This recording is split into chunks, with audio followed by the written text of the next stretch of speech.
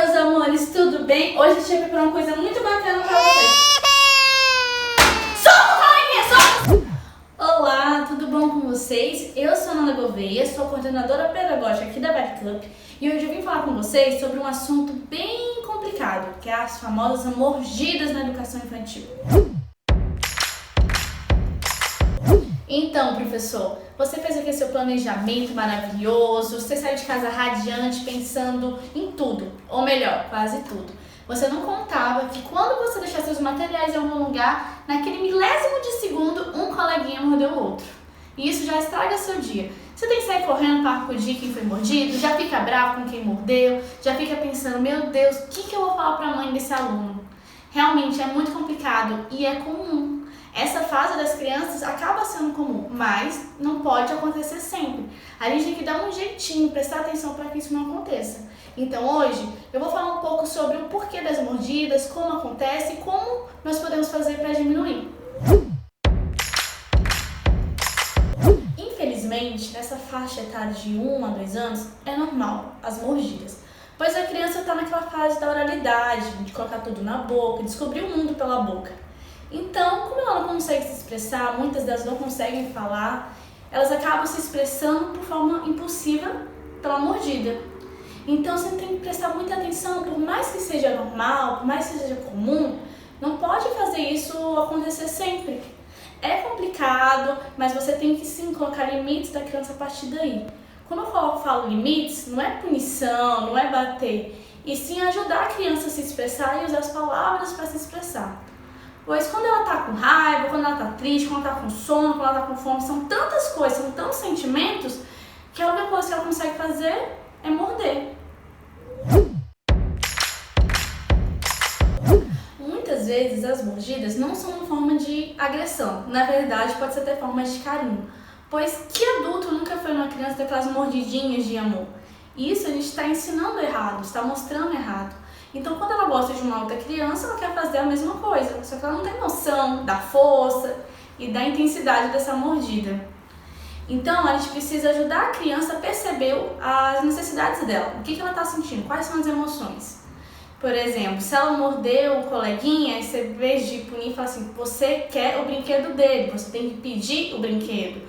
Às vezes a criança mostra porque está com sono, você fala, e você está com sono. Você tem que sempre ir falando as palavras, dando um diagnóstico para as emoções dela.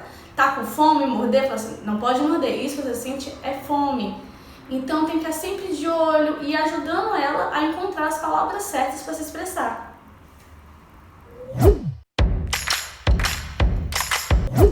Muitas coisas podem desencadear as mordidas. Às vezes é o dente que está nascendo, então a criança está coçando, e a primeira coisa que ela pensou foi em aliviar essa coceira, então ela acaba mordendo. Pode estar passando por problemas em casa, pais separando, ou então uma família que não dá muita atenção. Pode querer sim chamar a atenção, pois pensa comigo, a criança está ali, tem um monte de adulto conversando, ela quer atenção para ela, crianças são egocêntricas, elas querem tudo para ela. E ela sabe que se morder um coleguinha, um adulto chega, aparece. Então tem vários motivos. E a gente tem que prestar atenção sempre na rotina dessa criança, como que está acontecendo. Ela está com sono? As mordidas acontecem quando? Vamos mapear. Ela mordeu o coleguinha depois do almoço? Será que ela estava com sono?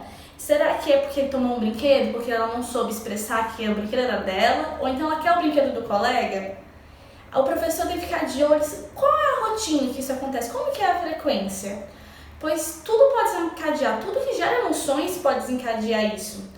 Então é importante você ir mapeando, prestando atenção, quando que está acontecendo essas mordidas e sempre que acontecer, repreender. Olhar a criança nos olhos, parar, segurar pelos ombros sem força, mas segurar olho no olho e falar, você não pode morder o colega. Quando você quer alguma coisa, você tem que pedir empatia, você não pode tomar da mão, isso machuca, isso dói. Faz a criança ir lá pedir desculpa, mostra para ela como ficou machucado. A criança tem que entender que tem ações e reações. Se ela morde, ela tem que sim ir pedir desculpa, fazer um carinho, dar beijo, alguma coisa. Até para a criança que foi mordida, não pensar que simplesmente aconteceu, mordeu e pronto. Ela precisa desse amparo também. Então, se seu filho está mordendo, se seu aluno está mordendo, primeiro passo é conversar com ele, olho no olho, explicar a situação. Não culpe a professora. Tem momentos que realmente acontece um piscar de olhos, é muito rápido. Se a criança está mordendo na escola, grande chance de estar mordendo em casa também. Então a família sabe. Então se a escola e a família tiver essa parceria, vai dar tudo certo. E paciência, porque não é que você conversou hoje que amanhã não vai acontecer mais. Mas fica de olho mais nessa criança, nas atividades, já fica mais perto dela. Se você viu que depois da janta, ou então depois do lanche, foi quando acontece a mordida, fica de olho como tá o movimento dela a partir daí. Você viu que ela tá com sono? Será que é só por causa disso? Você viu que ela quer muito um coleguinha? Tem crianças que mordem porque gostam muito de um coleguinha e querem ficar o tempo todo em cima. Então é tentar afastar, ficar de olho mais nele. Lembrando que não pode rotular uma criança como mordedora. Se você fala isso pra ela, ela vai fazer jus ao papel. Chama ela de mordedora, aí que ela vai morder mesmo. Criança é criança. Conversando com o pai, a família atenta, todo mundo junto pode ajudar ela a ser uma criança melhor. Então, professor e pais, o primeiro passo é converse sempre. Vocês têm que ter uma conversa clara. Pai, aconteceu alguma coisa em casa, morreu alguém, está tendo separação, problemas emocionais, avisa para a professora, pois tudo pode desencadear a criança ficar mais agressiva e diferente. E lembrando, não deixa que as mordidas sejam expressões de carinho. Quando a criança chega na escola mordendo, às vezes ela já começou a morder em casa. Vai entregar uma criança para o professor no primeiro dia de aula, avisa. A gente não quer que as crianças se mordam, a gente não quer que as crianças se machuquem. Então é muito importante que essa tenha essa comunicação, que um entenda a parte do outro. Se a família está com problema, a criança também está com problema. Se a criança está com problema, a sala de aula inteira fica com problema também. Então sempre que 80% dos casos que eu vi e presenciei mordidas na minha sala de aula, estavam acontecendo problemas familiares. E os pais não contaram, então eu tive que ir descobrindo, depois de punir a criança, de sentar, conversar, às vezes deixar sem parque, e só para descobrir que aconteceu alguma coisa na família. A gente sabendo já muda totalmente o olhar e a forma que a gente vai lidar com essa criança. Então é isso, eu espero que eu possa ter te ajudado a entender melhor e como lidar melhor com as mordidas.